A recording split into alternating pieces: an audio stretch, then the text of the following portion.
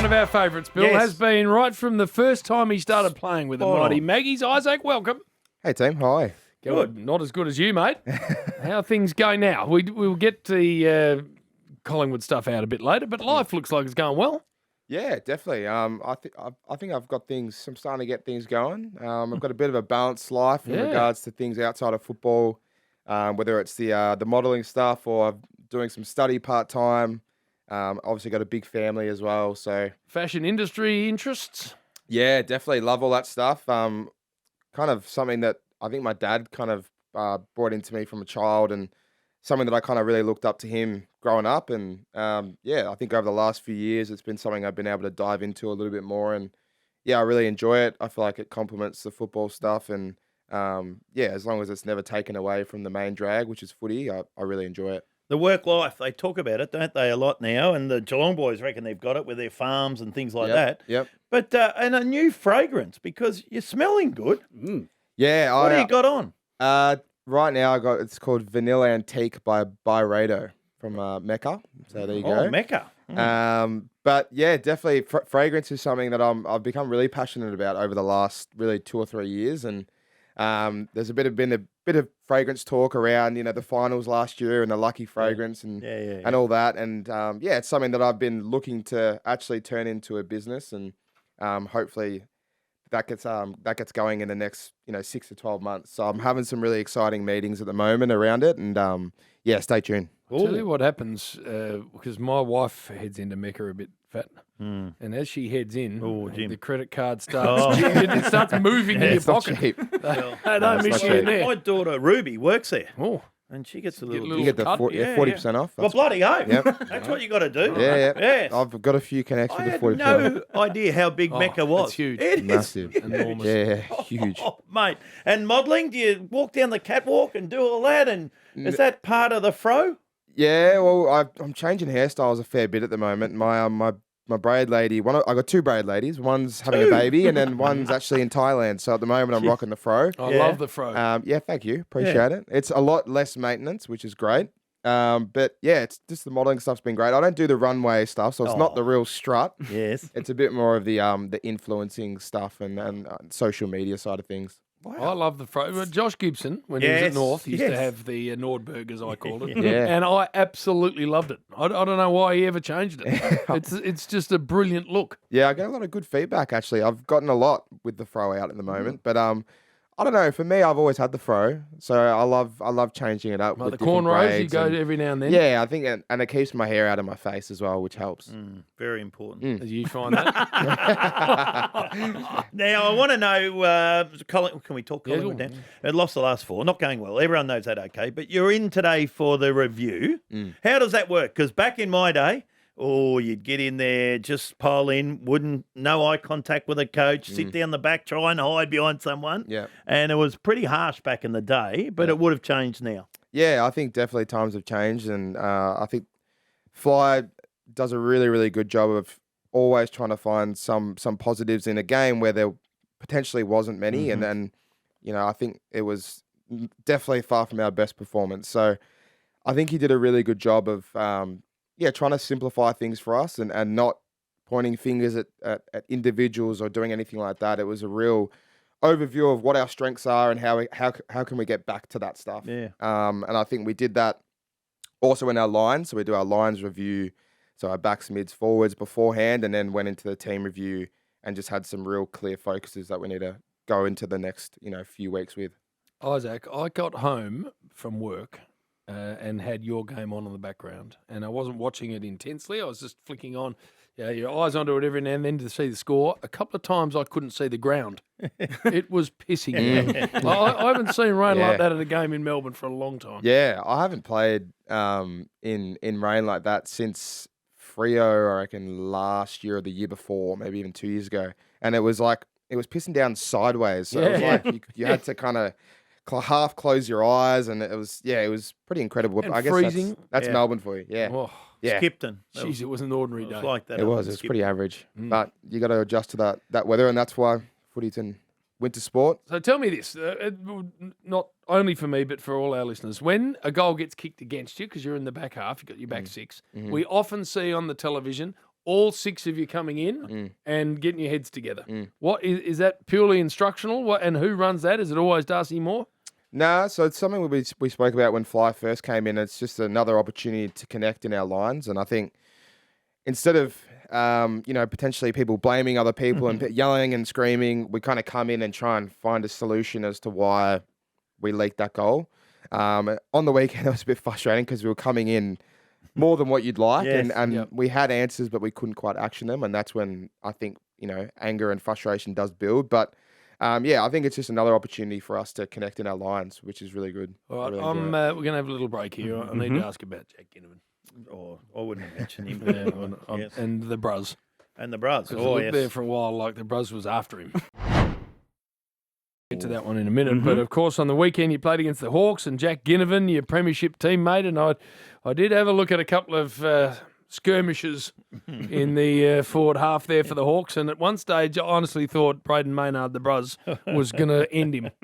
He looked like he wanted to. Yeah, you don't want the Bruz going against you there and having a bit of a vendetta out against you. But I think at the end of the day, Guinea had the last laugh with the way that he played and the score at the end. But yeah, he does a really good job at getting under people's skin. And I think you and he are good mates. Yeah, we are really good mates. Obviously, when we cross that white line, we're not friends. But it was an interesting one. He was pretty confident after the game, and he had a bit of a head wobble. But that's what he does best. And I was happy for him as a friend, but. I wasn't happy it was against my team. No, exactly. A couple of mates down there too in that forward line, Hawthorn. Interesting forward line, Jimmy. They have, Bill. You went to Jeremy Cameron a couple of weeks ago. That was an interesting little move. Yeah. How was Jezza? He got a bit fired up that game too. Yeah, I think that move caught a fair few people off guard. It caught me off guard. I didn't know until a couple of days before, and I took it as a real opportunity. And I've played on some taller forwards throughout juniors and.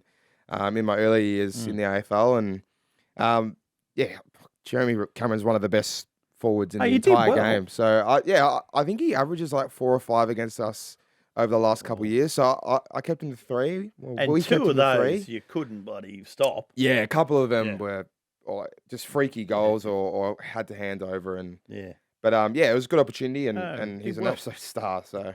Tigers this week, you've just got to win. There's nothing else that's got to happen, but you got to win the game. Yeah, 100%. It's just as I said, I think throughout that review, we've found a few things that we need to clearly get back to, and this is the perfect opportunity to do it. And then the Blues after that. So there's a couple of massive games coming up. And 1 week. Pendle's 400th. Yes, that is as well. 400th, which is going to be incredible.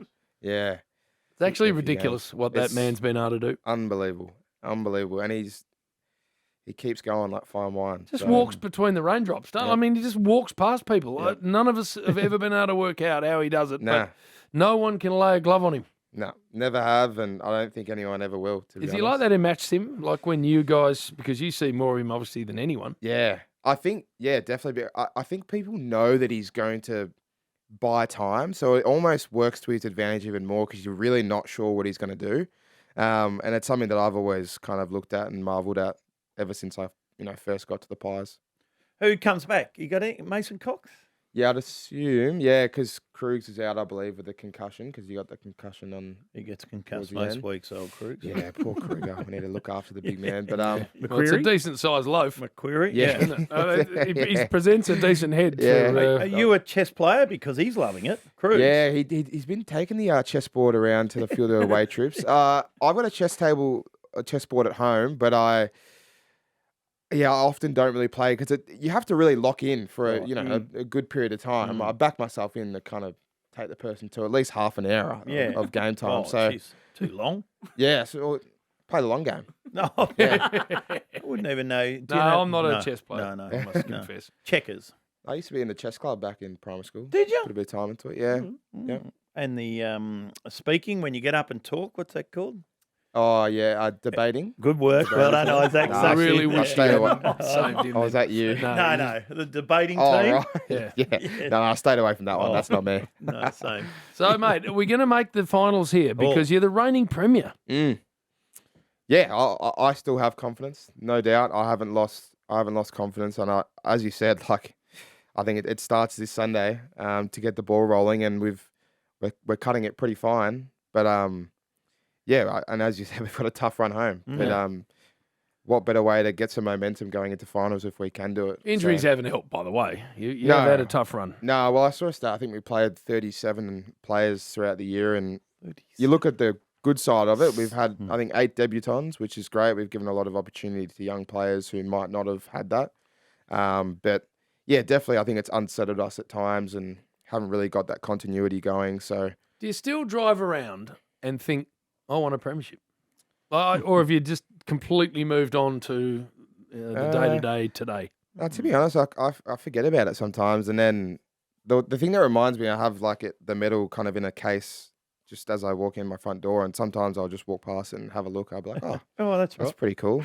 But yeah, I think sometimes I do forget about it, but it's something that will stick with me forever, no doubt. That was the most ridiculous final series I think any of us have ever seen. Yeah. You won 3 games by about 9 points. And the grand final. Oh, unbelievable. Incredible. Unbelievable, wasn't it? Incredible. Was it everything you thought it'd be, playing in and then winning your grand final, or you would have dreamt of doing it as a kid? Yeah, I think it was. From taking that, the photo, the team photo beforehand, that was incredible. Then, putting the hat, getting the hat from the kid and putting it on, getting the medal, that siren going, like all those moments were almost out of body experiences, and something that I'll definitely never forget. And people always ask, what did it feel like? And I still don't really have the words to kind of explain that feeling, but I know it's something that I want again. And will always be a premiership player. Bloody hell. Hey, your brother Luke playing in the VFL, is that right? Yeah, my younger brother Lukey is 18. This is his draft year, and got the call up to a few VFL games with the Pies, and was lucky enough to be a curtain raiser to one of our games at Marvel. So I got an opportunity to play on a pretty cool ground too. Did pretty solid. Didn't light the world on fire, but just played his role and showed his strengths, and got some good feedback from the coaches and the players as well. So good. My fingers are crossed for him. I would love to be able to play with him. I look at the Dacos boys, and I kind of am really envious of that, and having your brother with you. So yeah, definitely something that I'm rooting for. 2 Quaynors. Oh, that'd be cool. Who do you watch if you're not playing? Have you got a side that if Or you're a on the player? telly or a player that you go, I'm actually going to sit down and watch a bit of this? Yeah, I love watching Tom Stewart at the moment, or not even at the moment, just since he's come into the AFL, really, as another defender, and the way that he intercepts is something that I really admire. I think there's obvious ones like the Bont. Yep. It's just he does some things that I just can't believe, and then a few other boys like Shai Bolton, Isaac Rankin, Cosy Pickett. Those boys just continue to entertain and do things that are pretty freaky, and I don't really enjoy playing on those fellas too much. So it's pretty stressful. You got a few down your front end too. Bobby, Jamie, Bo, Shooter. Yeah. Well, hands are full at training, trust I me. bet they are. Hey, always great to see you. Yes. Good luck for a massive run home for the Maggies. Thanks, guys. Thanks for having me. Isaac Quaynor from the Collingwood Football Club.